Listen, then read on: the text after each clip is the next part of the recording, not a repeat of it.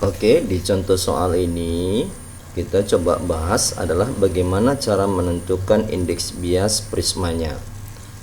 Nah, di grafik ini menunjukkan posisi minimum, berarti ini deviasi minimum. Tentu kita harus kaitkan ke rumus deviasi minimum. Nah, untuk deviasi minimum sendiri kita buatkan rumusnya tadi adalah dm sama dengan 2i kali beta. Nah, di sini dm-nya udah dikasih tahu tadi ya, yaitu sebesar 14 derajat sama dengan 2 kali 30 derajat 37 derajat dikurang beta. Lalu betanya kita pindahkan. Nah, tukar tempat dengan posisi 14 sehingga kalau kita katakan 2 kali 37 itu berarti 74 ya. Nah, 14 dikurangkan kemari. Oke, lalu hasilnya menjadi 74 dikurang 14 yaitu 60 derajat. Berarti kesimpulannya sudut puncaknya 60 derajat. Nah, ketika sudah kita dapat sudut puncaknya, maka kita gunakan persamaan untuk menentukan deviasi minimum. Tentu persamaannya n medium dikali dengan sin setengah dalam kurung deviasi minimum ditambah beta sama dengan n prisma dikali setengah kali sudut puncaknya yang udah kita tentukan tadi. Oke, nah kita masukkan karena mediumnya di sini nggak disebutkan, dianggap udara tadi ya, nilainya 1 dikali dengan setengah, deviasi minimumnya 14, sudut puncaknya 60 sama dengan indeks bias prisma dikali setengah kali 60. Lalu kita jumlahkan ini kan berarti 74 ya. 74 kalau kita bagi 2 berarti 37 kan. Nah, ini kalau kita bagi 2 hasilnya 30. Sehingga hasil persamaan akhirnya menjadi 1 kali sin 37, tetap sin 37 sama dengan yaitu indeks bias prisma kali dengan sin 30 derajat. Lalu sin 37 ini kan kita tahu nilainya 0,6 sama dengan indeks bias prisma kali 0,5 nilai dari sin 30. Lalu 0 komanya kita hilangkan kanan dan kiri ya. Yang ditanya indeks bias prisma tentu 5 pindah ya, sehingga hasil akhirnya menjadi 6 bagi 5 atau 1,2. Oke, itu pembahasan untuk contoh yang pertama kali. Lalu yang berikutnya kita coba bahas yang tentang interferensi cahaya. Di interferensi cahaya itu sendiri punya definisi, yaitu peristiwa penggabungan dua atau lebih cahaya yang sifatnya koheren. Di gelombang bunyi kita udah bahas koheren. Nah, untuk mengingatnya kembali, saya buatkan di sini pembahasan koheren itu yang bagaimana? Kan itu koheren jika kedua cahaya memiliki frekuensi yang sama dan beda fase yang tetap. Oke, untuk peristiwa interferensi ini kita coba pada percobaan celah ganda ya. Untuk percobaan celah ganda itu dilakukan oleh Fresnel dan percobaan Young, sehingga karena ada kemiripannya maka digabungkanlah percobaan tersebut dengan istilah namanya percobaan Fresnel-Young. Nah, di dalam percobaan Fresnel-Young dia menggunakan dua celah. Ini dua celah di mana jarak antara dua celah ini disebutkan D, lalu di belakang kedua celah diletakkan sebuah layar yang dihitung jaraknya misalkan sejauh L. Lalu diletakkanlah di sini sumber monokromatik. Ini cahaya monokromatik ya. Nah, cahaya kan menyebar ke segala penjuru. Dia akan melewati kedua celah ini.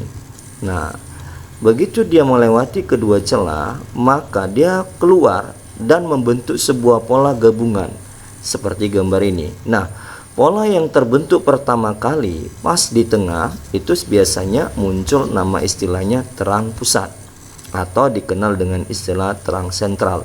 Nah, akan terbentuk pola-pola yang lain nanti di sini. Katakanlah kita sebutkan di sini berbentuk pola yang berikutnya, yaitu terang ke N, atau bisa jadi yang muncul justru gelap ke N.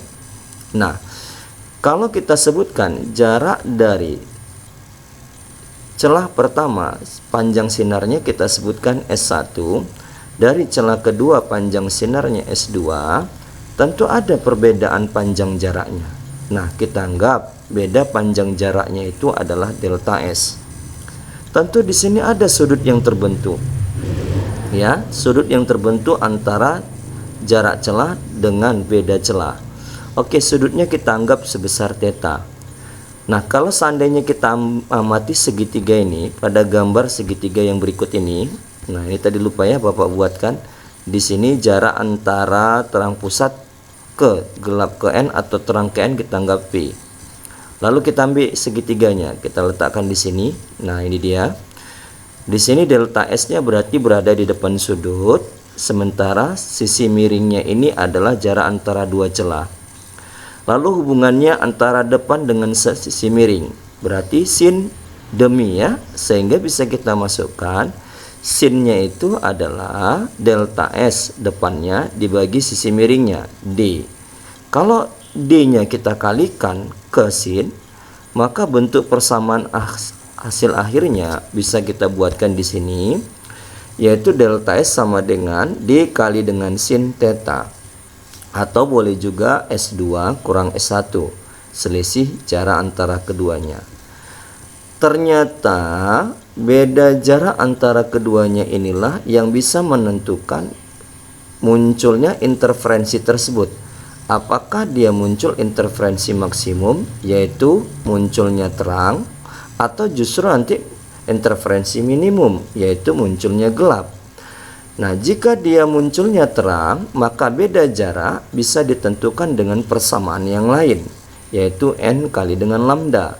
Dengan catatan delta S ini boleh kita ganti pakai D kali sin theta, sama dengan N kali dengan lambda. Dengan ketentuan N-nya itu dimulai dari 0, 1, 2, 3, dan seterusnya. Kalau dia nanti N-nya kita pakai 0, berarti yang muncul terang pusat. Kalau kita sebutkan nanti N-nya itu dimulai dari 1, maka kita sebut di sini terang 1. Kalau nanti muncul N-nya sama dengan 2, berarti terang 2. Kalau N-nya 3, terang 3, dan seterusnya. Nah, berarti N ini menunjukkan pola atau orde ya, sama itu. Kalau seandainya dia muncul interferensi minimum, berarti muncul gelap. Kalau muncul gelap, maka cara menentukan delta S-nya itu sama dengan N dikurang setengah kali panjang gelombangnya. Nah, lalu kalau kita amati lagi di sini N-nya itu dimulai dari 1, 2, 3, dan seterusnya, 4, dan seterusnya ya. Nah, dengan catatan kalau N-nya 1 itu berarti gelap 1. Kita nggak mulai dari 0 karena nggak ada gelap 0. Yang ada gelap 1 dikenal dengan orde 1.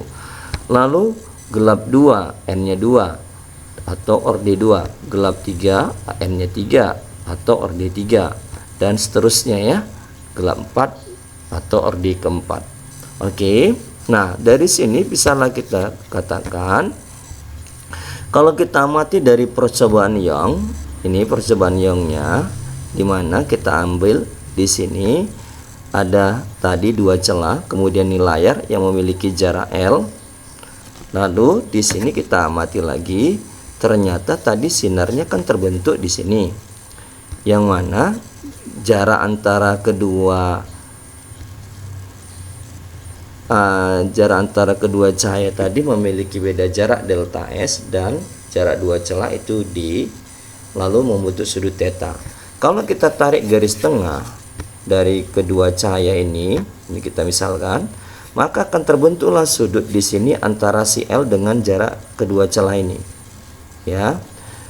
Jadi kalau gitu sudutnya kita katakan sama ternyata berdasarkan hasil perhitungan, yaitu sebesar D. Nah, kalau dia sama, abaikan kita buat yang ini. Oke, sehingga yang muncul hanya ini. Lalu kita tahu tadi bahwasanya ini terang pusat ke terang ke N atau gelap ke N memiliki jarak yaitu sejauh P. Nah, kesimpulannya, kalau nanti sudutnya sangat kecil, maka ada aturan dalam matematika bahwasanya sinus theta akan sama dengan nilai tangin theta. Kalau dia sama, ingat pengertian tangen.